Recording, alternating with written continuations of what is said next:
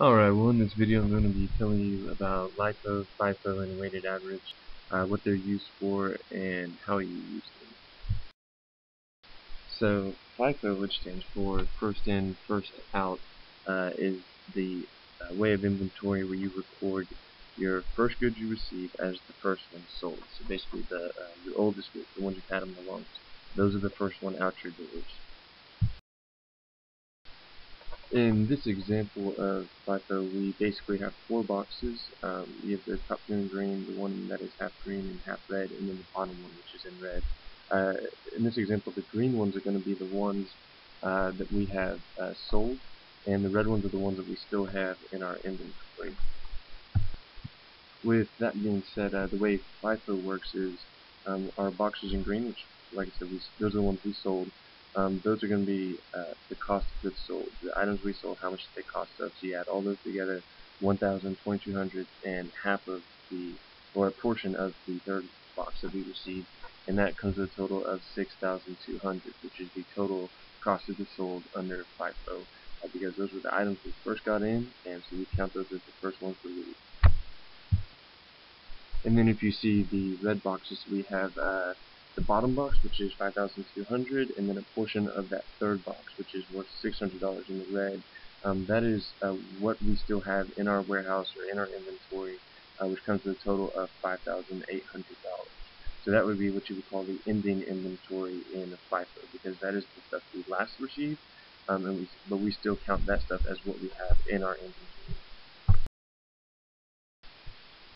In LIFO, it's pretty much the opposite of FIFO. LIFO stands for last in, first out. What that means is that the last items you receive are going to be recorded in your inventory as the first one sold.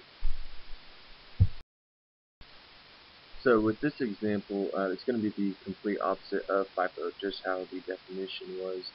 So we still have the same boxes, but now the red ones are on top, green ones on bottom. So the red ones, which again are the first ones we received, we have the 1,000 box, the 2,200, and the 1,800.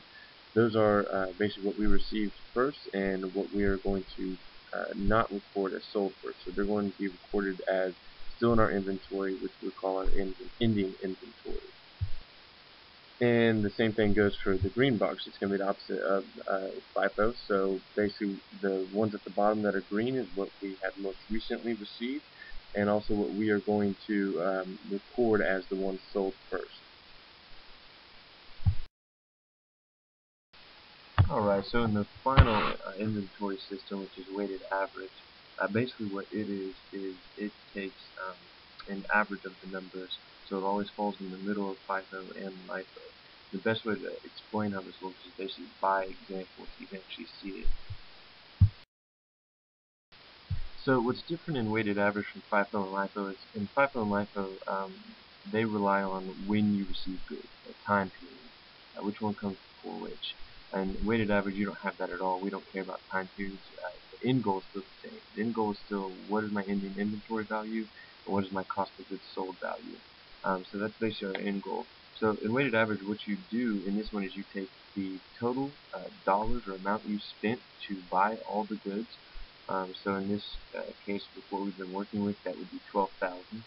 And then you divide that by the number of units total that you've received. So that whether they're sold or not doesn't matter, just total you've received. So in this case, we've received 1,000 units. So when we divide that, that ends up costing us $12 per unit. So then at that point, you need to know what is your inventory for units, and then what is your cost of goods sold for units. And so basically you would just multiply the per unit that we have, which is $12, by that number to get your ending inventory and your cost of goods sold. So as we see in the red house, or the red warehouse, we have 450 units still on hand in our warehouse or in our inventory, so we multiply that by 12, and that gets us 5,400 is our ending inventory value. And then you can subtract that right out of 12,000, and then that'll give you your cost of goods sold, which is 6,600, which would be our cost of goods sold value.